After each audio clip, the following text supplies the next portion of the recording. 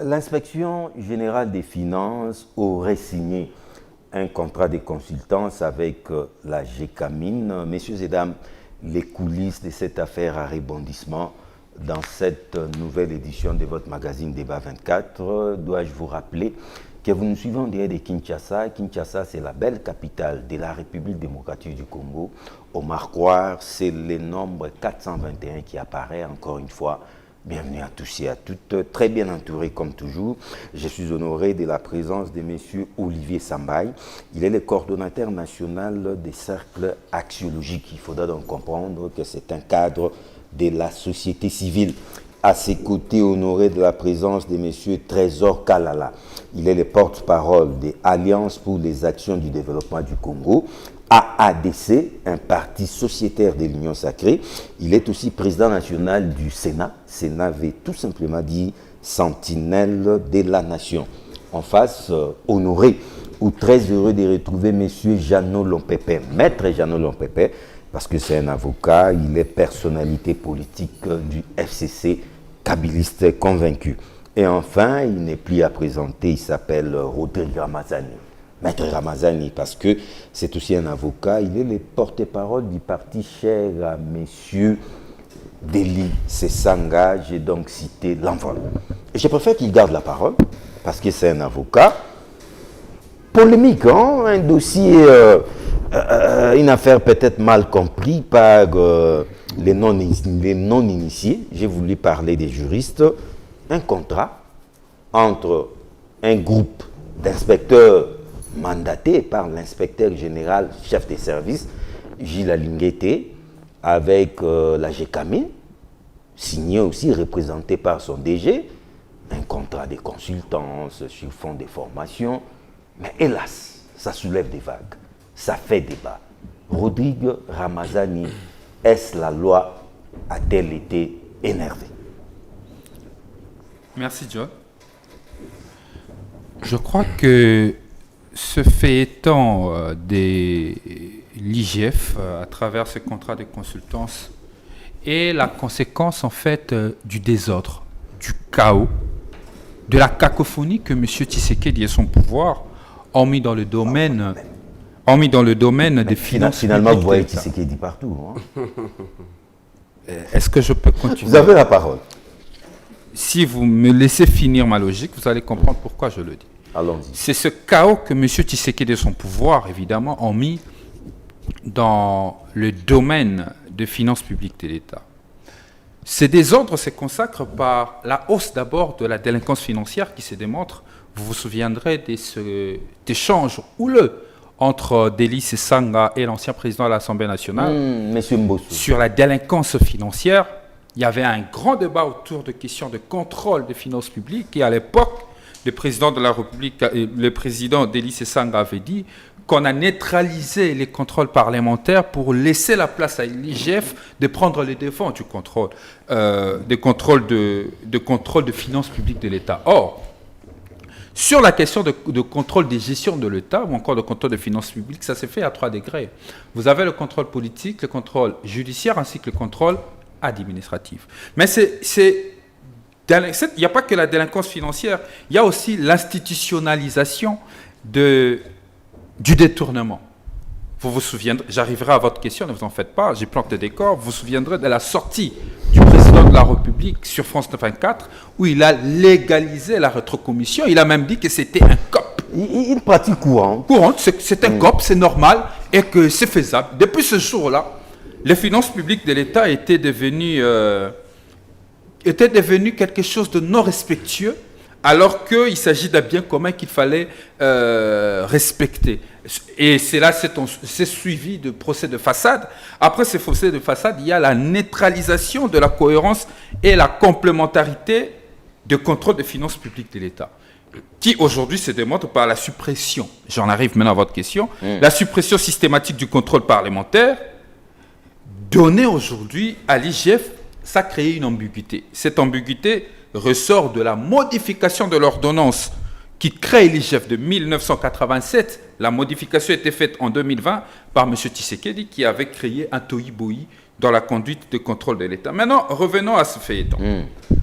Jules Alinguete serait même invité aux fins d'audition à la Cour des comptes. Bon, là où je ne comprends pas pourquoi lui il refuse de se présenter. Ah, il a refusé Nous apprenons qu'il ne veut pas aller se présenter.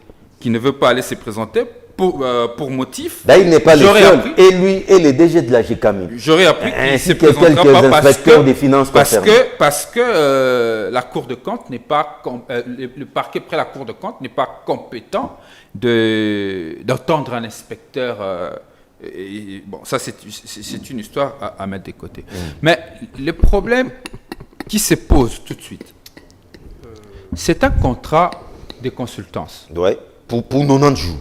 Contrat de consultance rémunéré.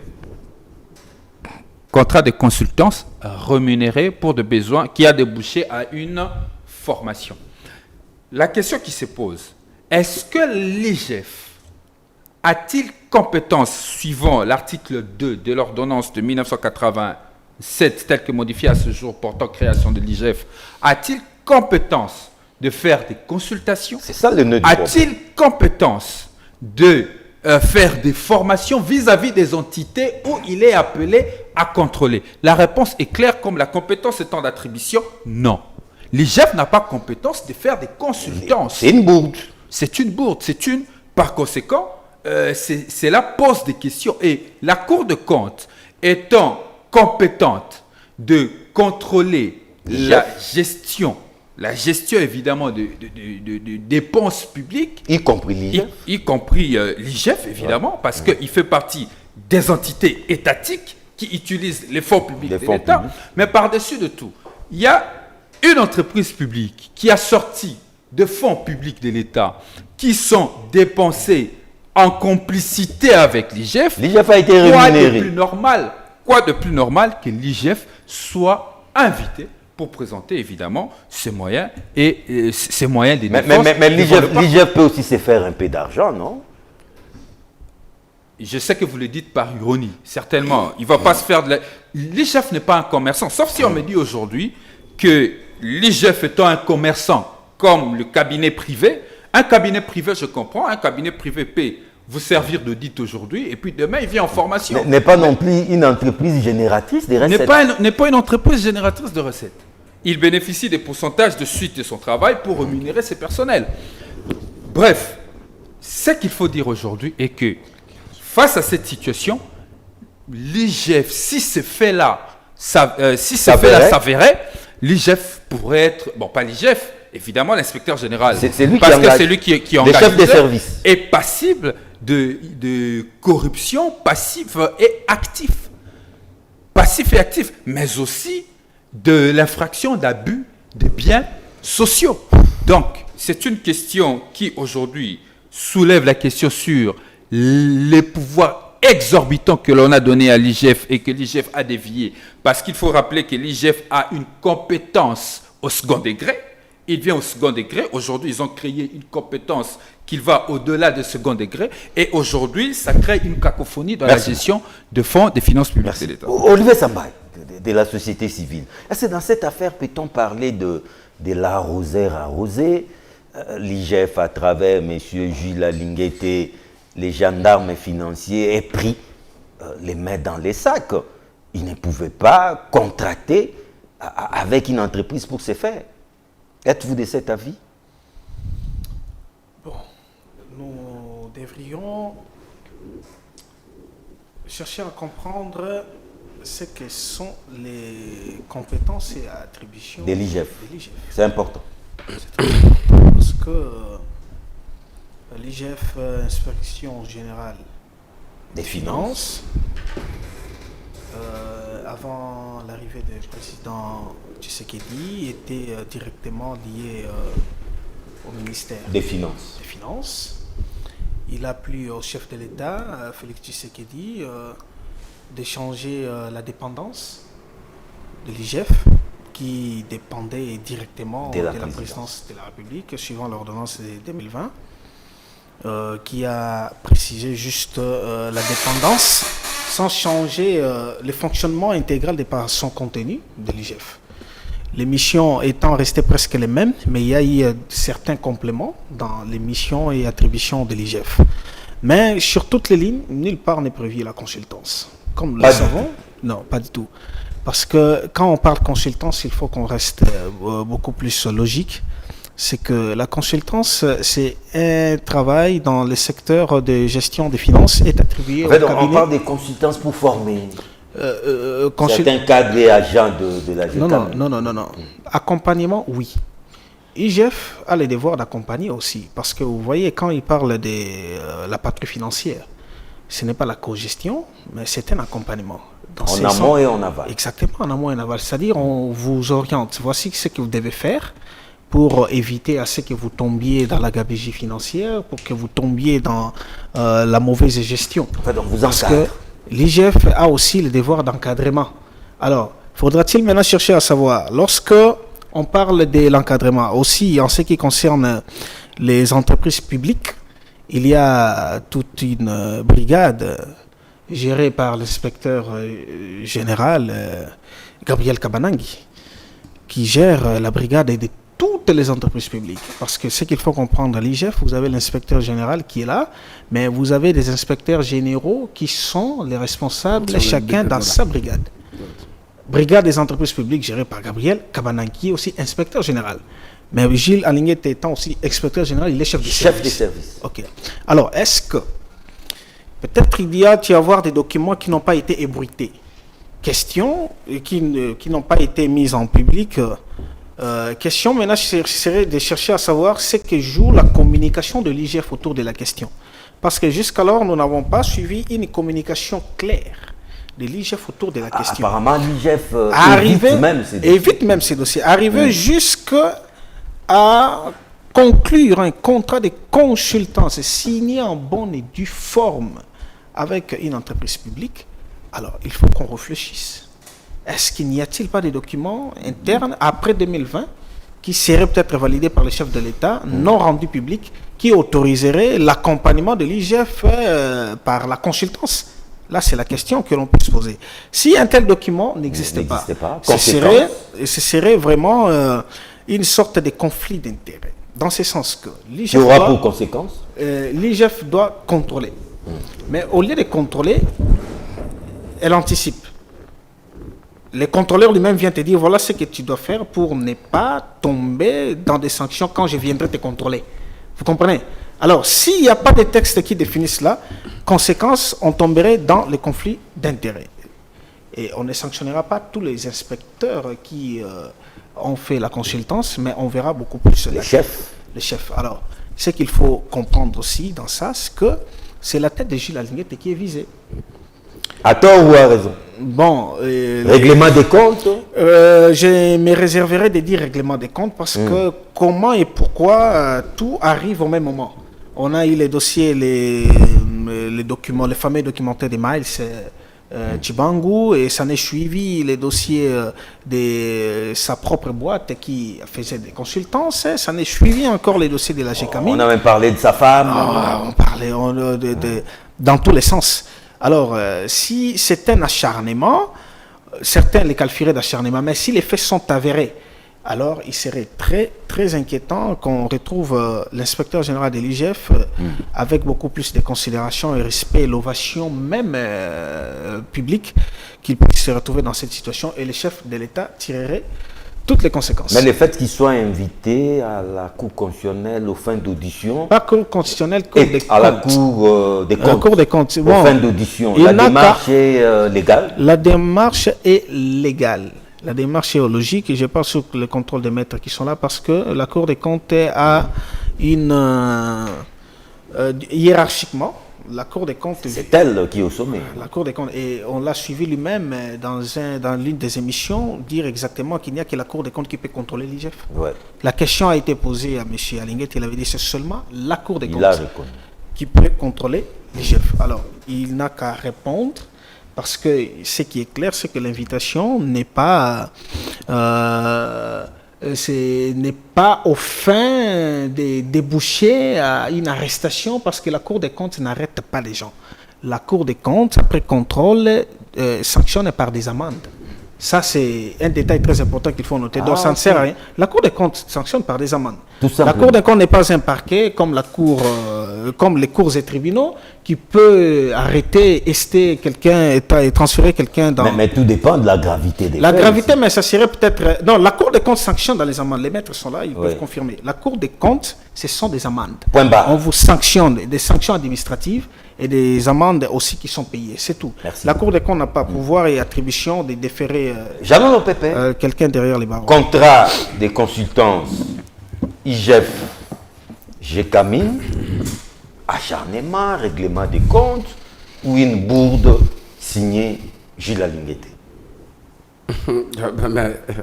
Acharnement, une bourde ou bien une bourde contre Gilles Alinguete, c'est à vous de choisir les mots et par rapport à la question.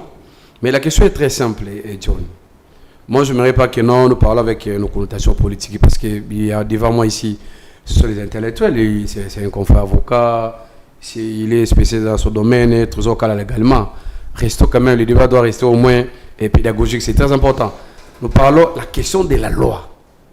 Parce que s'il s'agit que parlons sur les volets acharnement, ça c'est entre eux, c'est l'histoire de l'union sacrée. Ça se connu. Parce que Gilles Alinguete dérange des fois. Hein? Vous savez, non, moi je comprends une chose, John. Et c'est un constat personnel pour moi. Nous, au niveau de l'opposition, à un certain moment, nous avons eu des divergences avec Gilles Alinguete par rapport à son travail. Et là, à ce moment-là, l'union sacrée dans son ensemble, il y a même une société civile proche du pouvoir. Tout le monde a applaudi à Alinguete. Vous voyez, quand il y a eu des rapports à Kablan, le dignitaire de l'ancien régime, là, tout le monde applaudit Alinguete. Et lorsque maintenant, le même Alinguete, n'est-ce pas, il arrête, il fait les rapports contre ceux qui sont au pouvoir, surtout beaucoup plus dans les partis au pouvoir. Il devient l'homme à abattre. Il devient l'homme à exactement les mots, c'est-à-dire quoi? Regardez seulement, c'est très simple de comprendre. On est politique. C'est depuis le départ, il y a eu un remaniement technique ici du gouvernement de Mme Judith Soumine. Après le départ de Nicolas Kazadi, de Tony Moba et les consorts là. Regardez cette campagne. Regardez cette campagne. Il a dit ici, la question se pose où? Est-ce qu'on a violé la loi ou pas? Ça, nous sommes à ce moment-là. C'est ça la principale Il faut parler de la loi, préoccupation. ce n'est pas question de divergence. Contrat des consultants. Ici, non, il ne s'agit même pas de contrôle des consultances. C'était juste une demande de formation. Sur les informations que moi... Mais un contrat a été signé. S'il vous plaît, j'en arrive, John. J'en arrive, Je crois déjà Ramazani, vous contacte. Non, c'est simple. Je suis même placé, il est avocat, c'est sûr que non. Il a la loi dans son téléphone. À tout moment, il peut regarder la loi dans la loi. Cette histoire entre l'IGF et la GECAMIN, moi j'ai eu des informations. Il y a eu d'abord sur le DG qui a formulé la demande. À l'IGF. Mais oui, lorsque M. Tshisekedi Tshilombo, il a nommé les mandataires au niveau de la GECAMIN, les deux yeux venus sur place, il a trouvé sur le terrain, il y a eu problème de formation, la mise à niveau. Il fallait chercher au moyen que non, les agents, les personnels de GECAMIN, il fallait organiser une formation accélérée, de sorte que non, la vision du DG... Mais est-ce que l'IGF était la cellule la mieux indiquée pour cette demande? Laisse-moi acheminer, ce sont mes idées, non? Oui. Nous échangeons, John. Ok. Ici, il n'y a pas question des partis pris. Nous parlons s'il y a eu violation de la loi ou pas. Les DG formé sa demande et que Alinguete réplique, n'est-ce pas? Il autorise. Nous le savons très bien. Après la modification de la loi sur l'ordonnance portant sur le fonctionnement de l'IGF de 2020, mais lisez cette ordonnance. Ah, ok. Vous pensez que non, Alinguete peut agir, n'est-ce pas, sans réserver une copie à la présidence. Donnez cette disposition légale. Mais s'il vous plaît, j'en ai... Laissez-moi donner la question, non? Ici, nous sommes en train de réfléchir Vous êtes ouvertement. juriste, hein? Mais je vous dis, non, dans le fonctionnement de Avec un l'IGF, support légal. c'est ça, dans le fonctionnement actuel de l'IGF, quelles que soient les missions ou contrôles, comme si c'est patron financier ou bien contrôle a priori, tout commence d'abord, on réserve la copie à l'institution président de la République. On l'informe en amont. Et au retour, il y a une suite. Donc ici, je suppose, pas je suppose, mais je pense que non, M. Alinguete avait agi sous la bénédiction de son chef direct. La présidence. De la présidence. Donc, s'il y a des questions à se poser... Ça, c'est encore grave. Non, écoutez, non. Nous analysons, John. Mais il a raison. Nous analysons. Donc c'est la présidence qui a induit l'IGF en erreur. Non, C'est non, l'État. Le président. Écoutez d'abord. Ouais, bon. Ouais. Au sein de l'institution président de la République, Ouais. il y a plusieurs structures. Ouais. En dehors des 9 ou 8 agences que M. Tshisekedi a créées, il y a d'autres services connexes qui relèvent de la présidence. Mais l'IGF relève du Donc, président. mais si Ouais. vous écoutez, s'il vous Président, plaît. pas Du président. président, pas de la De présidence. l'institution Non, président. s'il vous plaît. C'est comme aujourd'hui, regardez l'agence, comment on appelle ça? L'agence, c'est des changements de mentalité. Hein? C'est une agence spécialisée. qui est dans la présidence, relève également. Ça se connaît, il y a tant d'autres agences. Donc ce sont les services qui relèvent. D'abord sur ce point-là, parce qu'il fallait former des cadres. Est-ce qu'il a péché ou pas? Voilà. Si il a péché, mais dans quelle loi par exemple il a péché? C'est là où le débat se trouve. Vous voyez, parce que ce contrôle-là, il y a eu depuis longtemps. Pourquoi seulement ce maintenant? C'est ça aussi les questions. Revenez à ce que moi j'ai attendu ici. Ramazan dit non, voilà, et on a tué le contrôle politique au niveau du Parlement. Mais c'est faux. C'est faux pourquoi? Oui, mais parce que, s'il vous plaît, les parlements à ces sujets. Non, mais la question c'est quoi? La question c'est quoi? Est invisible. Est-ce que nous devons condamner l'IGF ou bien l'IGF, encore l'IGF, toujours il faut l'IGF. condamner l'IGF ou nos députés? Parce que la Constitution est là. Est-ce qu'on a retiré de manière constitutionnelle ce pouvoir aux députés? Je ne pense pas. Pas du tout. Pas du tout, la Constitution est là. Est-ce qu'aujourd'hui, nous sommes en vacances parlementaires? Vous avez déjà entendu soit un député a initié, soit il a déposé une requête, une interpellation pour intervenir soit l'incident ou bien la régie des eaux? Il n'y a absolument rien du tout.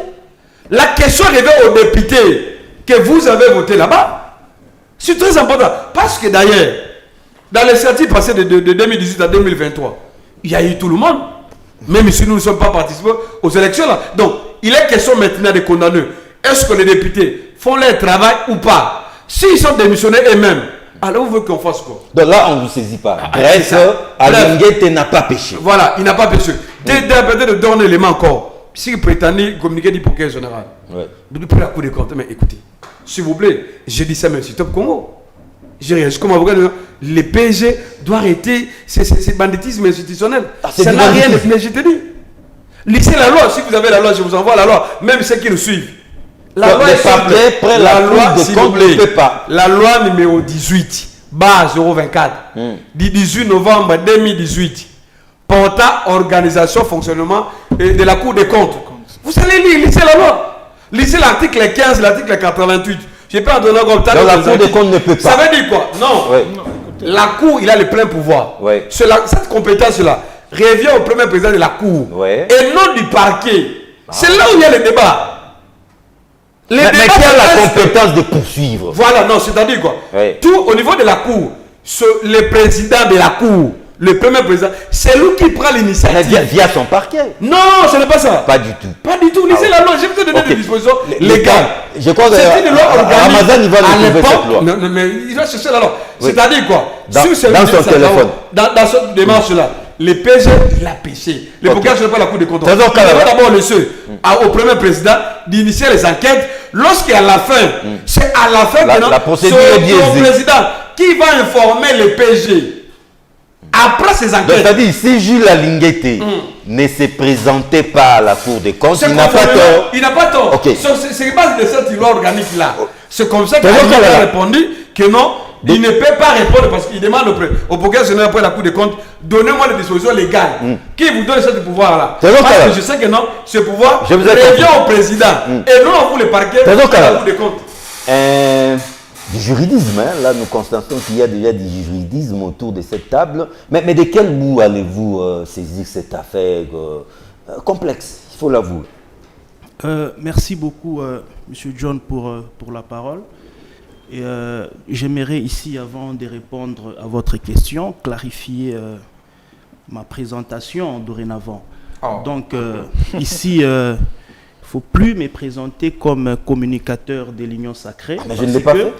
Non, mais vous êtes parti sociétaire de l'Union Sacrée. ADC, oui, sociétaire de l'Union Sacrée. Voilà. Ouais. D'abord, je dis je suis plus communicateur de l'Union Sacrée. Mais votre parti est de le l'Union parti Sacrée. est dans l'Union Sacrée, Voilà. mais, il y a un bémol. Nous sommes en train de demander la dissolution de l'Union Sacrée parce que l'Union Sacrée a touché à ses limites. A failli. Oui, effectivement, parce que vous savez, l'Union Sacrée a été construite sur des bonnes bases. On a fait appel à tout le monde pour gérer le pays afin que le peuple puisse se retrouver. Mais quand vous allez dans la pratique, vous constatez que c'est un groupe de personnes, notamment les 6 personnes du Présidium, qui prennent tout un régime en otage. Et là, ce n'est pas normal. J'en avais pour preuve. Comme, regardez la composition de l'Assemblée nationale, par exemple. Regardez le bureau. Le président, c'est union sacrée. C'est vital. Les présidents, c'est partager les postes. Mais en fait, tous les postes, à l'exception du rapporteur adjoint qui est de l'opposition, mais tous les présidents... Rapidement. Donc, la confusion actuelle à l'UDPS présage-t-elle de cette déconstruction de l'Union sacrée? Non, mais écoutez, il y a du tout dedans là-bas. J'étais en train de dire l'Union sacrée pouvait s'éliminer par cette gourmandise d'abord. Regardez les débats au Sénat aujourd'hui.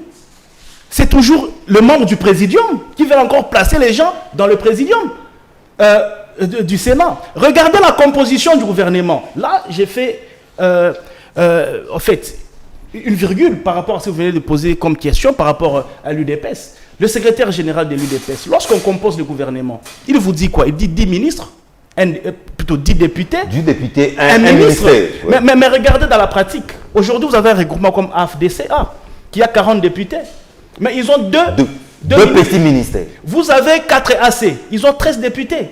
Ils ont 0 ministre. Vous avez ACP, ils ont 10 députés, 0 ministre. Mais vous avez des regroupements. Et AADCA, combien de députés? Nous avons un député. Ah non, vous... Non, mais écoutez, je vais plus loin. Nous avons un député. Mais regardez le regroupement comme IDPS Kibasa.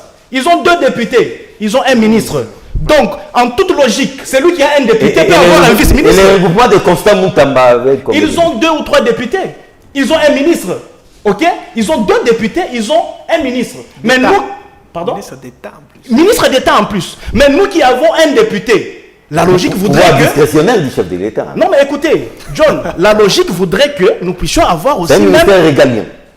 La logique voudrait que nous puissions avoir aussi même un vice-ministre. Donc, il y a du désordre. Avec un seul député. On pouvait avoir un vice-ministre. Parce que celui qui a 2 députés a un ministre d'État. Ok? Donc, nous, avec un député, on pouvait avoir un vice-ministre, par exemple. Donc, pour dire que l'Union sacrée, il y a du désordre. On travaille plus pour le bonheur du... Il faut mettre fin à cette histoire, mettre en place une nouvelle plateforme, cette fois-là, une nouvelle plateforme de gestion, et non une plateforme qui sera là pour se disputer les postes matin, midi, soir. Donc, le peuple n'a pas trouvé son compte dans l'Union sacrée parce que les partenaires de l'Union sacrée n'ont pas accompli leur mission, et par conséquent, il faut une nouvelle plateforme. Affaire contrat de consultance, voilà. J'aimerais maintenant toucher à la pilule de votre question. D'abord, ici, il faut retenir que l'IGF, il faut d'abord lui jeter des fleurs. Okay. L'IGF a aidé le peuple congolais à ouvrir les yeux sur beaucoup de dossiers. Coup de chapeau. Ils nous ont révélé beaucoup de choses. Effectivement. Donc, c'est quelqu'un qu'il faut encourager et aussi protéger. J'ai lu le communiqué du procureur après la Cour des comptes. La Cour des comptes. Déjà, il faut noter ici qu'il y a déjà violation de l'article 88. Comment ça? De quelle loi? De la loi qui organise la Cour des comptes. Le procureur est tenu au secret dans la procédure. Nous sommes encore dans une phrase... Non, mais s'il vous plaît, là il invoque l'article 88. Ouais. Donc la procédure d'abord secrète, contradictoire. Donc... Mais même si on commence la procédure là, on ne peut pas communiquer dans les médias. C'est ça. En fait, il a communiqué. le communiqué public. Mais le communiqué public, c'est interdit. Déjà lui-même, le procureur... a conduit un communiqué. Ouais, il a violé la loi à ce point-là. Et aussi, il n'a pas compétence, d'après les articles 13, effectivement, l'article 13 et 14 de la même loi.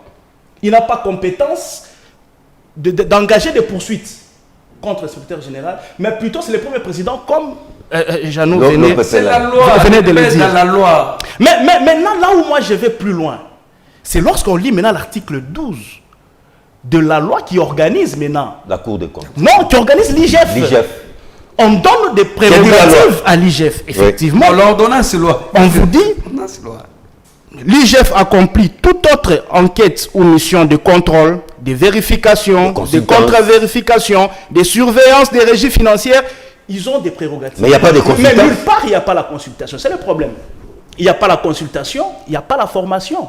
Et c'est là que je me pose aussi la question, c'est la question que vous étiez aussi posée. Est-ce que l'IGF est-il devenu un service générateur des recettes? Parce que quand on vous paye, alors on doit savoir, cet argent-là, ça va sur quelle ligne? Non mais l'IGF veut renflouer sa caisse. Écoutez, et puis quand on paye les inspecteurs, là il s'agissait des individus, quand vous lisez les communiqués du procureur, il s'agit des individus, y compris le Malinguetti. Oui. Si c'est une... Non, mandaté par il y a eu prestation. Ça veut dire il faut qu'il y ait une taxe. Parce que ça a été rémunéré. Écoutez, la taxe est sur les services, sur les services intellectuels, ils ont formé, c'est qu'on devait les payer. Ouais. Sur ce qu'on leur a payé, cette taxe a pris quelle ligne? Donc l'IGF. L'IGF a renfloué sa caisse. Ah bon, c'est ça aussi le problème, parce que ici d'abord, vous voyez, moi j'ai coupé la poire en deux. Il y a vice de procédure du côté de la Cour des comptes, oui. Mais du côté de l'IGF aussi, il n'y a pas l'innocence de ce côté-là. Donc, si la Cour des comptes amendait la procédure, je crois que l'IGF peut tomber dans ses filets. Non mais écoutez, aussi longtemps du côté de la Cour des comptes, c'est un problème procédural. Effectivement. Oui. Donc, si on régularise la procédure, voilà. Eh bien, l'inspecteur général des finances, il devra répondre. Parce que tout Congolais, nous sommes tous égaux devant la loi. C'est le premier président de la Cour des comptes qui doit le C'est le premier président de la Cour des comptes qui devait poursuivre. Écoutez, John, merci. Non, c'est d'abord Ramazan qui doit prendre la parole. Et je crois qu'il y a aussi une autre thématique que je dois introduire, bien que vous pouvez réagir.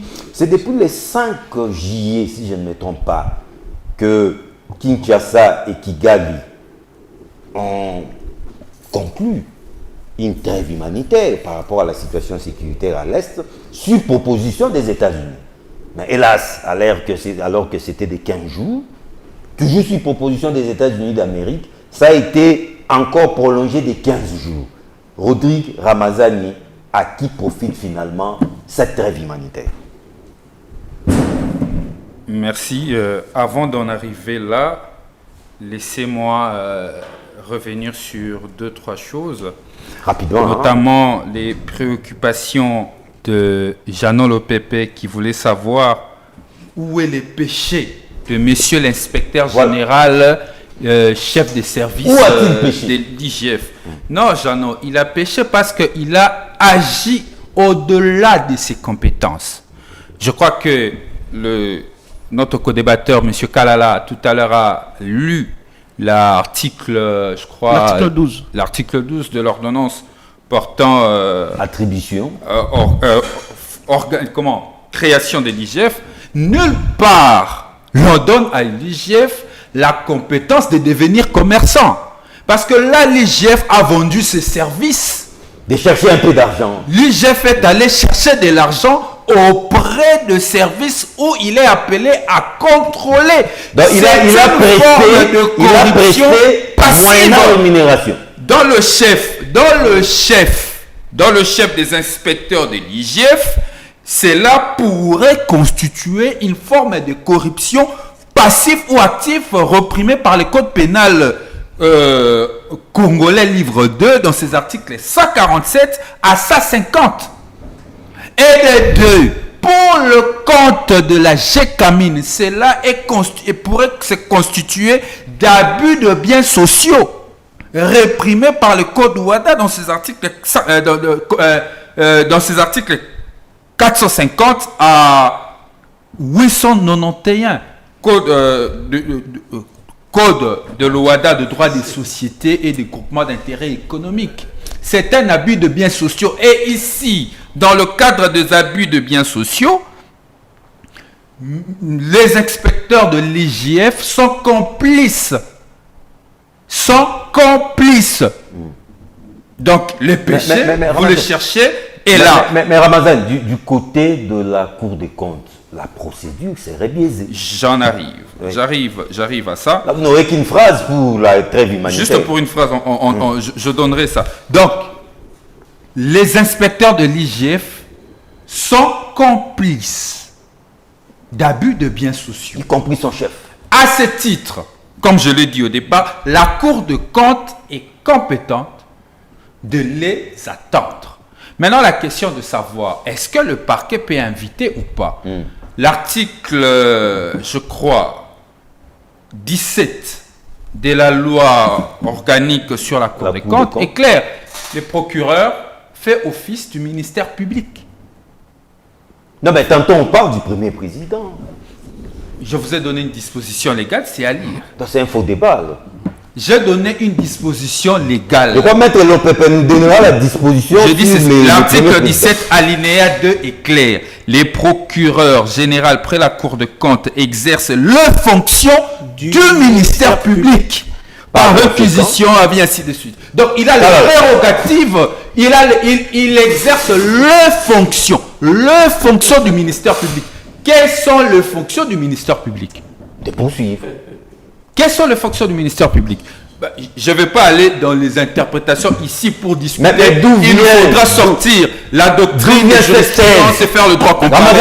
D'où vient cette thèse du premier président? Non, mais il faut lire aussi l'article 13 et 14 aussi. L'article 13. Non, là c'est ça. Je parle des compétences du procureur. Ici, on a remis en cause pour dire que le procureur de la Cour de compte ne peut pas. Moi, je dis qu'il exerce leur mission du ministère public. C'est pas moi qui l'écris. Donc c'est une compétence concurrente.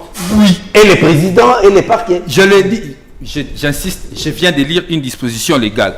Pour faire ce débat, il nous faut vraiment un débat juridique pour discuter avec des sources. Donc ici, l'opinion doit retenir que l'inspecteur général des finances et ses inspecteurs sont passibles, évidemment, d'infractions de corruption actifs et passifs, aussi de l'abus de biens sociaux. Mais la Cour des comptes ne se limitera qu'à des amendes, comme a dit Olivier Sambaï. Écoutez, il n'y aura aucune poursuite judiciaire. Mais c'est une poursuite judiciaire. Ouais. C'est la loi qui le veut. Ouais. C'est une poursuite judiciaire. C'est un contrôle de gestion. Tout à fait. N'est-ce pas? Donc il faut reconnaître cette compétence juridictionnelle à la Cour des comptes qui est spécifique. Ouais. Trêve humanitaire. À qui profite cette trêve? D'abord, vous savez, il y a un problème. En une phrase, en tout cas. Oh, en une phrase, c'est impossible. C'est Bon, difficile de parler en une phrase. 2 minutes. Écoutez, il faut d'abord ici dire que le souhait de tous était que cette trêve humanitaire puisse fonctionner, afin que notre population puisse vivre dans la quiétude pendant un temps et permettre à notre armée qui perdait du terrain, Ça n'a pas été le cas. n'est-ce pas, qui perdait du terrain, à se réorganiser pour lui permettre de faire un assaut et de nous reconquérir nos territoires, qui malheureusement, dans toute naïveté, parce que le pouvoir a toujours agi ainsi, a négocié cette trêve humanitaire qu'au préalable, nous le savions tous que les M23 n'allaient pas respecter. Parce qu'ils n'ont jamais respecté, même les cessez-le-feu. Ici, la question est de savoir, ce n'est pas de trouver une trêve humanitaire, c'est de trouver une solution définitive à la crise sécuritaire à l'Est. C'est ce que nous, l'envol, nous proposons comme alternative.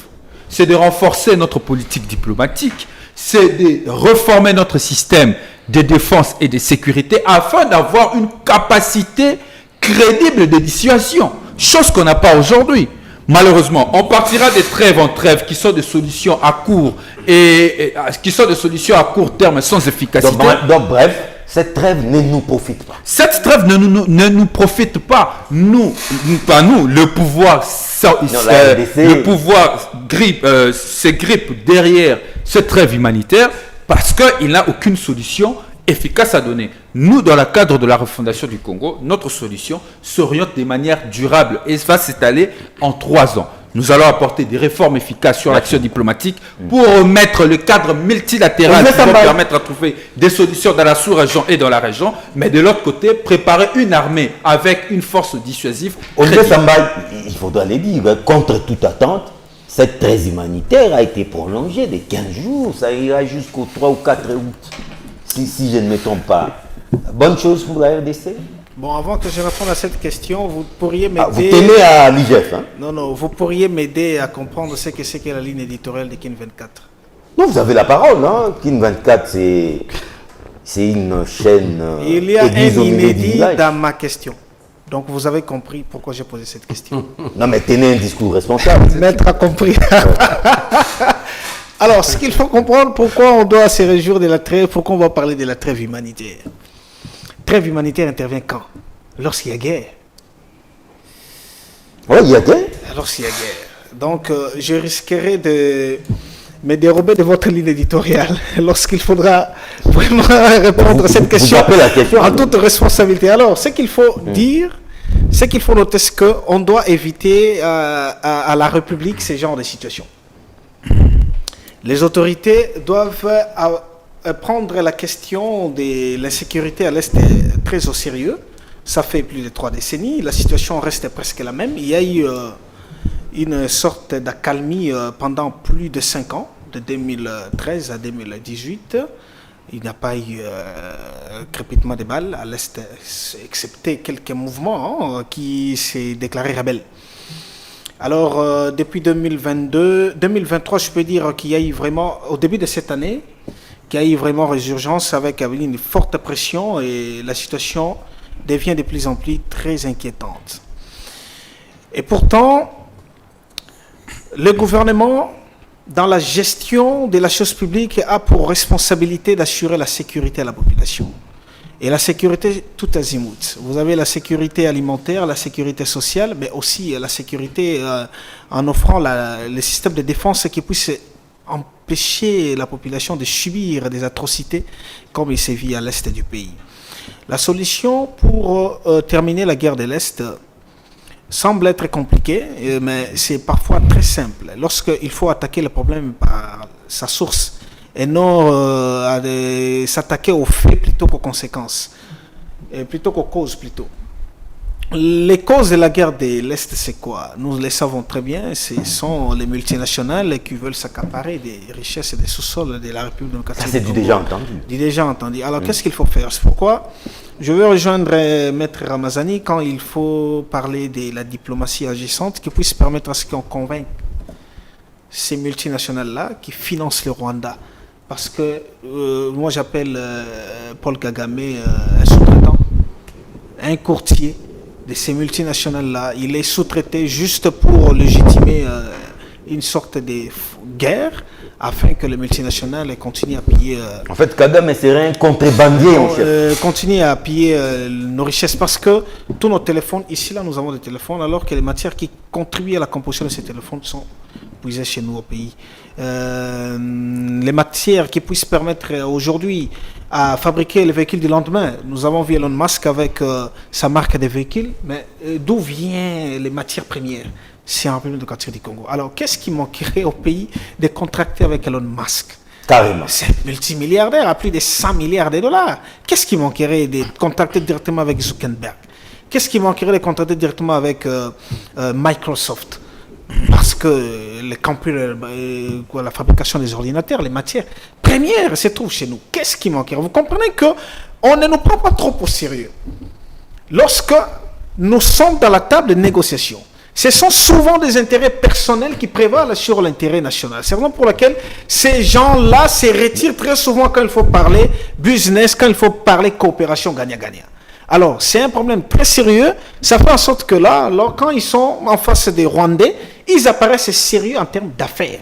Parce que ce sont des hommes d'affaires qui n'ont pas d'âme. Et ils sont prêts à exterminer tout le Congo juste pour s'occuper de la terre. Parce qu'ils peuvent se dire au Congo 100 millions, nous ne représentons même pas 10% de la population mondiale. À peu près 0,80% de la population mondiale. Et si on supprime la RDC, le monde va continuer à exister. Ce sont des hommes sans âme. Et quand il faut parler avec eux, il faut parler business gagnant-gagnant. Ce sont des gens sans état d'esprit. Sans état d'esprit, sans état d'âme. Sans état d'âme. Alors, ils sont prêts à tout exterminer. On parle aujourd'hui à 10 millions de morts. Et aujourd'hui, le Congo, à lui seul, représente le nombre de morts qui dépasse le nombre de la Première Guerre mondiale. Donc ce sont des gens qui sont sans âme. Cette trêve ne nous profite nullement. Peut-être ça profite à la population. Population? Mais la population congolaise à l'Est, c'est parce qu'il n'y a plus la population a été bombardée pendant pendant la trêve, là, c'est aussi un problème sérieux pour dire que non, l'État ne doit pas se ragaillardir, se trouver heureux du fait qu'il y a trêve. Il faut qu'on s'organise. Parce que quand il y a trêve, les M23 s'organisent avec l'FC, avec le Rwanda. Mais nous devons aussi nous organiser, nous repositionner. C'est pourquoi j'ai toujours plaidé à ce qu'il y ait, certainement, je ne reçois pas l'accompagnement de l'État. Mais je suis en train de faire cavalier seul avec des partenaires sérieux qui vont m'accompagner dans la mise en place du Centre national de technosciences. Ce centre qui va consister à offrir à la République démocratique du Congo l'industrie de l'armement. Qu'est-ce qui manquerait au pays de réactiver? Qu'est-ce qui manquerait au pays de réactiver Krenka, centre nucléaire à l'université de Kinshasa? Mais Corée du Nord, parlons de Kim Jong-un. Ah, ça n'a pas tiré la foudre de Corée du Nord. Ça n'a pas tiré la foudre. Oui. Trêve encore prolongée de 14 jours. 14 jours. Est-ce à notre avantage? Bon, je vais aborder ça peut-être à la fin. Ah, vous tenez à cette affaire de l'IGF. Non, mais en fait, vous savez, il y a beaucoup il y a des professeurs, il y a des magistrats, des juges. Il y a beaucoup de jeunes qui sont à la maison. Donc, il y a des choses que moi, je ne peux pas laisser ça. C'est pas normal. Ici, s'il vous plaît, John, nous sommes tous sur le praticien du droit. C'est vrai que notre demain, c'est samedi, c'est peut-être la pause pour le juriste, mais on est là presque chaque jour. Il y a des choses que Ramazan a dit ici. Je ne suis pas d'accord avec lui. Entre autres. Quel est le rapport de voilà, il doit faire l'objet de poursuites ici pour l'abus des biens sociaux. C'est quoi la définition du droit congolais si l'abus des biens sociaux? Quel est le rapport entre l'IGF et l'abus social? Je parle de la complicité, l'abus de biens sociaux. Il faut lire ça en droit congolais. Droit Ouada, s'il vous plaît. Ça n'a rien à voir. C'est le droit Ouada. Deuxième élément encore. C'est en droit Ouada en fait. Si vous cherchez le droit congolais, il n'y en aura pas. C'est une référence que je lui donne. Deuxième élément encore. La question de la compétence, John. Je comprends peut-être que Ramazan a oublié, parce que je sais que c'est un ami avocat brillant. Mais dans notre pays, nous avons des juridictions spéciales. Vous voyez la Cour des comptes. C'est une juridiction spéciale. C'est comme le tribunal du travail, c'est comme le tribunal du commerce, c'est comme le tribunal pour enfants. Les prud'hommes. Donc le fonctionnement et la compétence se diffèrent avec des juridictions ordinaires. Vous comprenez, John? Donc la loi de 2013, si vous lisez la loi de 2013, les parquets de la Cour des comptes n'a pas un fonctionnement ordinaire. Mais je vous dis, c'est ça. Ça veut dire que vous voyez dans les parquets ordinaires, les pourquoi je ne pas la Cour de cassation, mais au niveau de la Cour. À la plénitude de plénitude, ça veut dire qu'il peut se réveiller bon matin comme ça. Hier, j'ai suivi l'émission de John Kitengé. Je vais faire des enquêtes. Je convoque tout le monde. Vous voyez, là, il a la plénitude de son pouvoir. Mais ce n'est pas la Cour des comptes. Là-bas, la procédure est spéciale. Donc, ce qu'il dit là, il est dans la fausseté, il tape à côté, ça n'a rien à voir. Même le PG, je sais que non, il va l'écrire. Il peut pas même sa correspondance. Il demande au PG. Il va lui répondre que non, ce n'est pas de ma compétence. Mais pourquoi l'a-t-il fait? S'il vous plaît, vous savez pourquoi le premier président vous savez pourquoi il a organisé une émission avec vos collègues confrères journalistes? C'est pour éclairer l'opinion. Dans son émission-là, il a dit clairement que non, ce pouvoir-là revient à lui. Ce n'est pas au parquet, non. C'est à lui de poser, n'est-ce pas, d'initier les enquêtes. Donc, comme Kala l'a dit, si le premier président estime qu'il doit aussi enquêter pour déférer la ligne, ça, on est d'accord. Parce que nous avons l'état de droit. Mais en initiant, s'il vous plaît, l'OPP, les premiers présidents, en initiant, il va certainement se servir de son parquet. Non, la loi dit ceci. Oui. Il pose des actes. Il déclenche l'action. Non, il déclenche l'action. C'est le premier président. Sur le premier président, il informe le parquet. Il va informer le parquet, non, je mets en cause. Mais ce trésor. Et pendant ce temps, le parquet observe. Non, mais non, il envoie avec tous les éléments. Oui. Par rapport à son enquête, il envoie au parquet. Parce que ça va permettre au parquet, le ministère les faits sont suffisamment établis, il envoie au parquet. Il envoie au parquet. Commission, on organise la suite de l'audience. C'est comme ça que ça se passe. Vous voyez, et chez nous, vous êtes juriste, vous connaissez très bien. Chez nous, je parlais d'une disposition légale. La forme, c'est très important. Il faut respecter la forme. Avant de toucher d'abord le fond. J'aime bien ce qu'il dit, mais la source de ce qu'il dit. Vous savez, quand on vient même à l'audience, le soubassement légal. Je vais lire l'article même 15 ici. J'ai la loi ici. Rapidement. Attends, je vais vous dire. Il y a une disposition aussi. L'article 15. Qui contredit l'article 17. Attendez, je vais lire l'article. Soyez calmes. Vous avez lu, non? Il y a l'article 15 ici. Dit ceci. L'article 15 de la loi sur la Cour des comptes. Sous la proposition d'une formation délibérée, le premier président convoque tout fonctionnaire ou agent d'un organisme soumis au contrôle de la Cour des comptes ou toute personne susceptible de fournir à la Cour des comptes la formation jugée nécessaire. Je reviens encore à l'article 88. Oui. Là où je suis en train de condamner, c'est que le PGA, je considère ça comme une rébellion institutionnelle. Ouais, l'article 88 dit ceci. Et permettez-moi, John, c'est ça, voilà. Je suis là, l'article 88 dit ceci. La procédure devant la Cour des comptes est d'abord inquisitoriale, secrète, écrite et contradictoire. Ces 4 éléments, il fallait respecter cela. Même si le premier président va déclencher son action. Mais révisez un peu l'article avancé par. Vous, c'était quel article? John. 17. Il ne va pas les lire. Révisez un peu l'article 17. S'il vous plaît. On doit éclairer nos téléspectateurs. Révisez l'article 17. La loi ici, ouais. Il vous dit, la loi, je connais, ouais, 17. Il dit ceci. Oui. L'hypocrite général. Il dit, non, voilà, l'hypocrite général après la Cour des comptes est nommé relevé de ses fonctions. L'hypocrite général après la Cour des comptes exerce les fonctions du ministère public par voie des réquisitoires, des conclusions d'avis et des notes. Mais la réponse est simple. Ça veut dire quoi? Cette disposition, quand le premier président estime que les effets sont totalement établis, n'est-ce pas, pour une faute de gestion, il fixe l'affaire. Il envoie au ministère public. C'est au ministère public, sur base de ces accords-là, il vient à l'audience avec son pouvoir, c'est ce qui est dévolu ici. Donc, cette disposition s'applique, c'est devant l'audience qu'il vient, il donne ses conclusions par rapport à une affaire. Devant la Cour. Devant la Cour. Et la Cour va retenir cela. Donc, ce n'est pas à lui d'initier. Non, ce n'est pas ça. Ça n'a rien à voir avec ce que je dis ici. Voilà pourquoi nous... Très humanité. Très humanité. Maître Génaud, 30 secondes. Oui. Cette question, oui, c'est conclu à l'article 102. Relis rapidement. Pour rejoindre rapidement ce que Maître Génaud a dit, la plénitude du fonctionnement de la Cour des comptes, c'est son président. L'article 102 dit ceci. La Cour des comptes peut faire appel à des fonctionnaires et agents des services publics de l'État pour les travaux de vérification. Parce que j'ai la ligne. Mais écoutez, on a dit la Cour et non les. Mais la Cour, on n'est pas la Cour. Non, s'il vous plaît. Des vérifications des comptes et des contrôles des pièces et des gestions sous la responsabilité et la direction des magistrats. Pour des enquêtes à caractère technique, la Cour des comptes peut procéder par qui? Par le premier président à une réquisition à experts sur proposition, au dessin, etc. Donc, ce qui veut dire que c'est le président qui engage la Cour des comptes. C'est comme ça que c'est sa proposition. Et sur sa proposition, c'est la même chose. Très humanité. Ici, comme je vous ai dit que non, la Cour des comptes, c'est une juridiction spéciale. Voilà. Donc, sa procédure, c'est aussi spécial. Très humanitaire. C'est différent avec d'autres cours là. À qui profite la différence est simple. Entre la Cour et le parquet, la différence est là. Ouais. Vous voyez, donc nous devons... À qui profite la question la humanitaire. Mais écoutez, une fois de plus, John, là-bas, nous sommes encore victimes. C'est juste un piège pour nous. Ah bon? Parce qu'en réalité, d'abord, il y a eu d'abord première trêve. Oui. Il n'y a eu pas de résultats. Vous avez suivi le communiqué de nos FARDC. Moi, personnellement, j'ai demandé à Tshisekedi Tshilombo que non, il doit instruire au niveau du chef d'état-major de l'armée. Il doit se savoir les communiqués. Notre FARDC, les FARDC ont communiqué que nos M23 soutenus par les Rwandais ont violé même la trêve humanitaire. Est-ce que nous, on a besoin de communiquer? Ou on attend les résultats sur le terrain? C'est encore une distraction.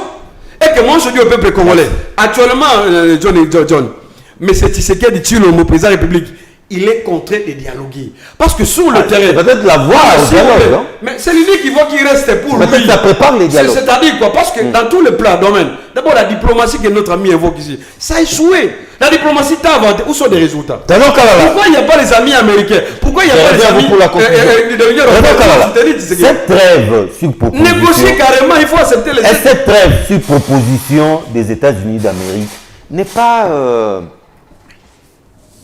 Est-ce qu'on n'est pas en train de déblayer les terrains pour un dialogue entre Kigali et Kinshasa? Ok, merci beaucoup. D'abord, ici, il faut noter la complicité des États-Unis dans ce qui se passe à l'Est. Pardon? Tu as oublié que l'OTAN, c'est un pays ami pour M. Tshisekedi Tshilombo. S'il vous plaît. Rappelez-vous. Je réitère. Avec M. Tshisekedi, c'était bon. Je réitère. Nous qui a mangé nos poulets ici, nos femmes ici. S'il vous plaît. Oh, il a mangé les femmes. Jamais, c'est pas possible. Ah, il a mangé les poulets de nos femmes. Ça va comme Les poulets de nos femmes. C'est pas possible. Mais Jalo, c'est pas sérieux. Je ne savais pas que nos femmes étaient la nourriture. Les poulets de nos femmes. Ah, les poulets de nos femmes. Mais quand il vient dans une fête, nos femmes préparent notre poulet. Oui, on a compris.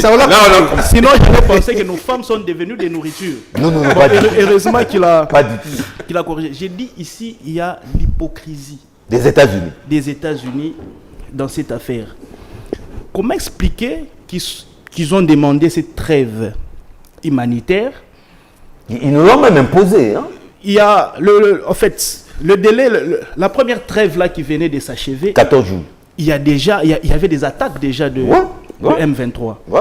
Et aujourd'hui, la société civile du Nord Kivu révèle Est que catégorique. il y a maintenant de camions de troupes rwandais qui sillonnent les zones occupées.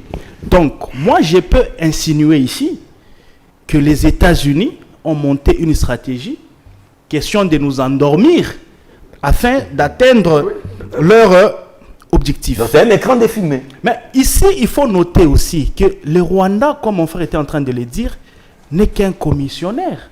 Nous connaissons ceux-là qui attaquent la République démocratique du Congo. Qui sont-ils? C'est les États-Unis, c'est la France, c'est la Grande-Bretagne et les multinationales, on venait de les énumérer ici, il y a les Bill Gates, Elon Musk et les autres. Parce qu'ils trouvent profit à travers nos richesses. Alors, qu'est-ce qu'il fallait faire? Le président a fait déjà ce qu'il fallait faire. Le président de la République a vu Bill Gates. Le président de la République a vu Trump. Il a vu... Mark Zuckerberg. Il a vu Mark Zuckerberg. Il a vu le président français. Il a vu les dirigeants... il a vu tout le monde. Il a vu même Kagame. Mais nous constatons que la situation ne change pas. Donc, je serai ici d'accord avec ceux-là qui disent qu'aujourd'hui, la diplomatie A failli. a démontré ses limites. Parce que la guerre est sur plusieurs dimensions. Nous nous basons souvent sur la dimension opérationnelle. Donc, la guerre sur les terrains. Mais la guerre est aussi diplomatique, la guerre est aussi communicationnelle, la guerre est aussi spirituelle, la guerre est sur plusieurs dimensions. Mais moi, je dirais ici que sur les plans diplomatiques, on a tellement négocié, on a sillonné tous les pays du monde. Apparemment, il n'y a rien qui est en train d'être fait par rapport... Nous avons perdu même des millions de dollars. Ne me dis pas ce que je n'ai pas dit. Ça me reste quoi, les dialogues? S'il vous plaît. Je vais vous donner une minute pour conclure. J'ai dit ceci. Nous sommes en train de nous battre, nous sommes en guerre. Et lorsque nous sommes en guerre, nous engageons des moyens. Ne me dis pas que nous avons perdu de l'argent. Non, on n'a pas perdu de l'argent. Nous sommes en train de nous battre, ok? Et nous constatons qu'il n'y a pas de résultats. Je reviens à vous pour la conclusion. Non, jamais. Les autres ont beaucoup parlé. Non, s'il vous plaît, non. Comment une minute? Donc, je dis ici, il faut maintenant aller dans une autre dimension. Laquelle? Ça veut dire, ici, quand vous lisez les budgets, et même... il y a eu la loi de programmation. Tout ça là, et il y a aussi... l'actuel programme du gouvernement, on prévoit, je crois, 3 milliards de dollars. Et déjà, nous venons d'exécuter un budget de plus d'1 milliard de dollars. Aujourd'hui, il semble qu'il y a de nouvelles unités qui n'ont jamais existé ici. Il y a des nouvelles armes qu'on a achetées. Les troupes ont augmenté sur le plan numérique. Donc aujourd'hui, nous sommes suffisamment capables de nous battre. Le président de la République l'a dit lors de son dernier jour de campagne, qu'aujourd'hui, nous avons des armes qui peuvent atteindre Kigali même à partir de Goma. Mais on attend toujours la moindre escarmouche. Je dis ici maintenant. La moindre escarmouche. Je suis en train de le dire ici. Ouais. Sur le plan diplomatique, nos partenaires ne sont pas sincères. Nos partenaires ne sont pas honnêtes. On a fait tout ce qu'on pouvait. Aujourd'hui, la diplomatie de Tshisekedi a prouvé au monde entier que ce qui se passe à l'est de la République, ce n'est pas une rébellion, mais c'est une agression. Parce que c'est une armée étrangère qui a franchi les frontières de notre État. Et c'est déjà une agression et non une rébellion, parce qu'une rébellion, c'est entre le fils d'un même pays. Maintenant que tout est démontré, et même le rapport des experts des Nations Unies ont démontré que le Rwanda attaque la République du Congo. Il est temps que nous puissions appliquer le principe de la réciprocité. Donc, moi, je demande au président de la République de ranger les troupes en ordre de bataille pour que nous puissions attaquer directement le Rwanda. Et comme ça, ces partenaires seront fragilisés. Je veux qu'on atterrisse son beauté. Vous n'avez que 60 secondes. Pour qu'on atterrisse son beauté, dites ce que vous pouvez dire en 60 secondes. Bon, le débat du juridisme, nous allons le faire au moment opportun. Mais je crois que le fait est que M. Alinguete, ensemble avec ses inspecteurs, ont commis des abus ils ont commis la complicité d'abus de biens sociaux. 1, 2, ils pourraient être passibles, évidemment, d'infractions de corruption, active ou passive. Maintenant, sur les compétences, c'est tout un débat juridique. Nous pourrons le faire. Revenons à ce sujet. On peut régulariser la procédure. Je vais dire à M.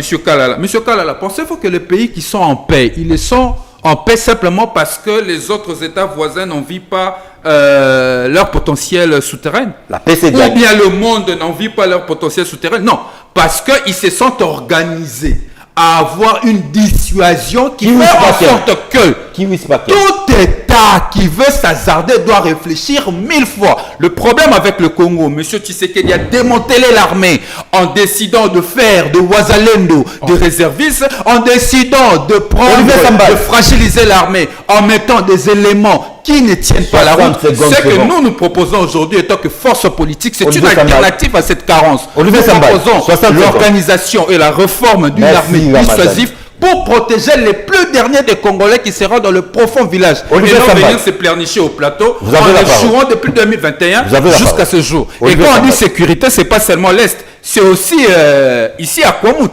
C'est aussi ici à Kwamut où l'armée était capable. Là-bas, il n'y a pas la communauté internationale. Soyons sérieux à un moment. Combien en quoi, disons 60 thématiques. Non, les deux. Les deux, ok. Bon, en ce qui concerne la guerre à l'Est, il faudrait que les gouvernements mettent les moyens en œuvre, réunissent les moyens pour que l'on puisse doter notre armée de la dissuasion nécessaire. Je ne vais pas encore loin, je reviens encore sur la possibilité de réorganiser les choses en dotant les pays d'une industrie militaire. Qu'est-ce qu'il nous manquerait pour réactiver l'arme nucléaire parce que nous avons l'uranium sur notre Vous tenez à ça, hein? Je tiens à ça parce que on peut... La philosophie du Djuche. Nous ne serons pas taxés comme un État voyou. La philosophie du Djuche, Corée du Nord. On peut suivre l'instant du Djuche au Corée du Nord. Non mais je vous dis. Les rapports de force. C'est-à-dire on s'avoue faible et on s'avoue vaincu. Cause que tandem jusqu'à quand? Personne n'aura pitié du Congo. Le Congo doit se défendre. Et M. Tshisekedi n'est pas prêt à défendre le Congo. On respecte la Corée du Nord, Kim Jong-un aujourd'hui parce que tout ce que nous attendons, les escarmouches, les Congolais on en a marre, nous voulons les escarmouches. Par rapport à la conclusion, d'abord c'est très simple les hommes. Je pense que non, comme le m'a dit ici, il faut réserver toute une émission. Oui, on peut revenir sur ça. Il faut revenir sur ça, on doit éclairer. C'est une affaire à rebondissement. C'est très important. Ici, il n'y a pas de connotation politique, donc je suis mieux placé de faire ce débat-là. Mais la question de notre armée, il insiste sur l'industrie de l'armée. Mais il faut poser la question à Bemba. Récemment, ici, on l'a vu.